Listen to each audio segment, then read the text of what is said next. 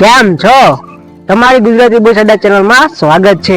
હું છું ચૌહાણ અજય અને આજે અમે ઉપસ્થિત છીએ ઘેલા સોમનાથ. ઘેલા સોમનાથ એટલે કે ઘેલા વાણિયાની શરૂઆતની તમને વાત કરવાની છે. વિડીયોને પૂરો જોજો. જો અમારો વિડીયો તમને ગમે તો એક લાઈક કરી દેજો અને કોમેન્ટમાં હર હર મહાદેવ લખી દેજો. જય મહાદેવ. મળીએ વિડીયોમાં. મિત્રો, ઘેલા સોમનાથ રાજકોટ જિલ્લામાં આવેલું છે. મિત્રો, વાત કરવું તો અમદાવાદથી 184 કિલોમીટર અને રાજકોટથી 77 કિલોમીટરનો રસ્તો છે. અને જો તમે સુરત, વડોદરા કે અમદાવાદ તરફથી આવો છો તો તમારે રાજકોટ જવાની બિલકુલ જરૂર નથી, કારણ બગોદરાથી ધંધુકા અને પાળિયાદ થઈને વિછિયાથી સીધા ઘેલા સોમનાથ આવી શકો છો. મિત્રો, આ મંદિરના ઇતિહાસની વાત કરું ને તો ઇતિહાસ 15મી સદીથી એટલે કે 1457ની આસપાસનો છે.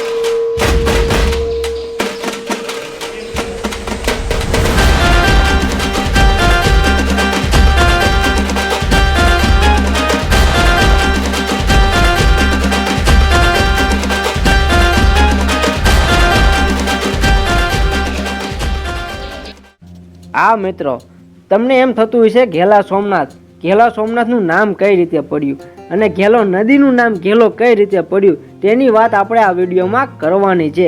મિત્રો, વાત છે ઈસવીસન 1457ની. જ્યારે સોમનાથ મંદિર પર આક્રમણ થયું ત્યારે મહાદેવજીએ સપનામાં આવીને મિનળદેવીને કહ્યું કે મને પાલખીમાં લઈ જાઓ. પરંતુ મિત્રો, 1457ની આસપાસ ગુજરાત ઉપર મોહમ્મદ જાફરની આણ વર્તાતી, તેથી તેને ભૂર્ગભર્ગમાંથી જ્યોતિર્લિંગ છે તેની જાણ થતાં જ મિત્રો આક્રમણ કરી દીધું. પરંતુ તેની કુંવરી ઉરલ મિનળદેવી સાથે મળી ગઈ હતી. તેણે મિનળદેવીના પિતાશ્રીને મનસુબાને જાણ કરી દીધી. એ જ સમયે મિનળદેવીને સપનું આવ્યું અને તે શિવની પાલખી અને ઘેલો વાણિયો પાલખી લઈને ત્યાંથી ભાગી નીકળ્યા.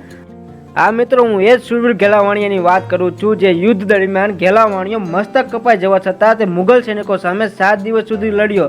મિત્રો, વિડીયોમાં બન્યા રહેજો. હું તમને તેમના સ્મારકના પણ દર્શન કરાવવાનો છું, તેમજ મિનળદેવીના પણ દર્શન કરાવવાનો છું. મિત્રો, આમ શિવજીની પાલખી સોમનાથથી આશરે 250 કિલોમીટર દૂર જસદણ તાલુકાના કાળાસર અને મોઢુકા ગામ વચ્ચે આવેલા નદી કિનારા સુધી પહોંચ્યું. અહીં શિવલિંગની સ્થાપના થઈ, તેમજ સાથોસાથ આ મંદિરની સામે જ ડુંગર ઉપર મિનળદેવીની પણ સ્થાપના થઈ. મિત્રો, આપણે ડુંગર ચડવાનો છે અને મિનળદેવીના પણ તમને સમાધિના દર્શન કરાવવાના છે.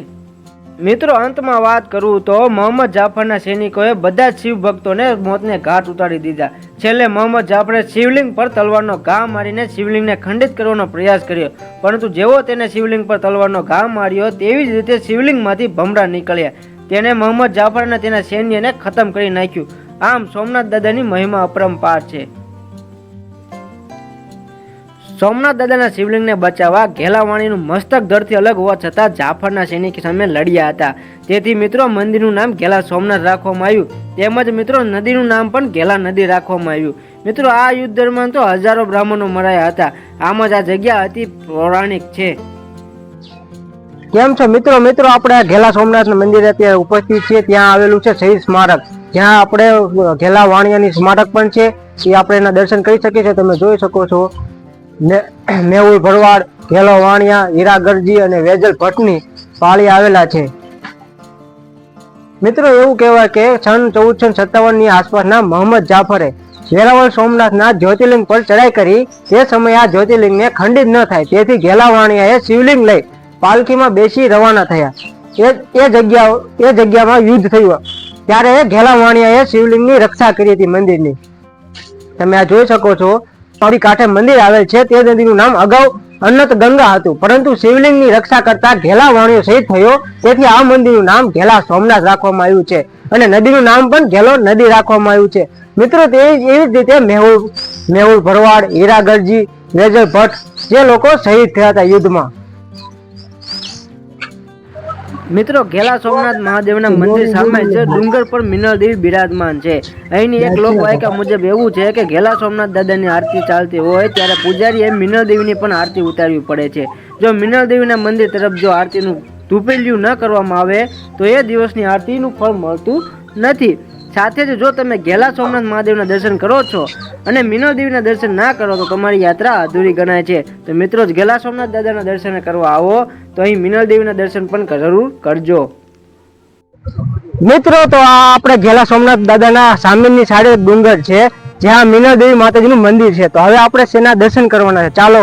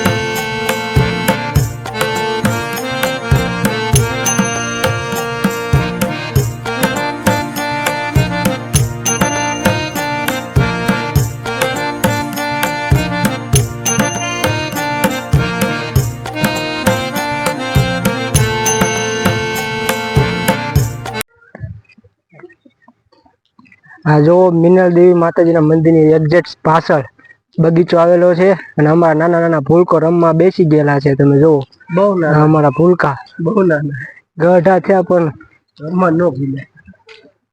જો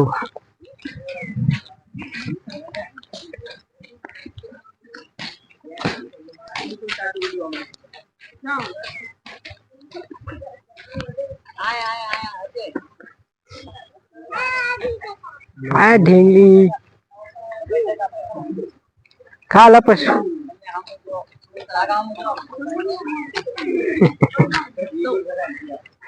તમે પાસે પૈસા જ ન આવ્યા પણ શરમ નથી આવતી.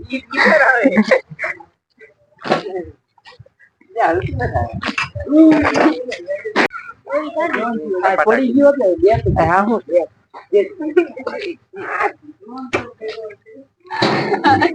નો પડવા દે.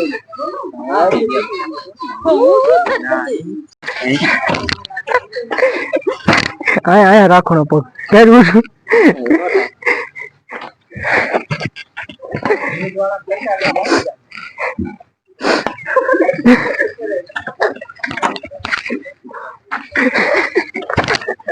કરવું છું તમે તાકાત હોય. અલા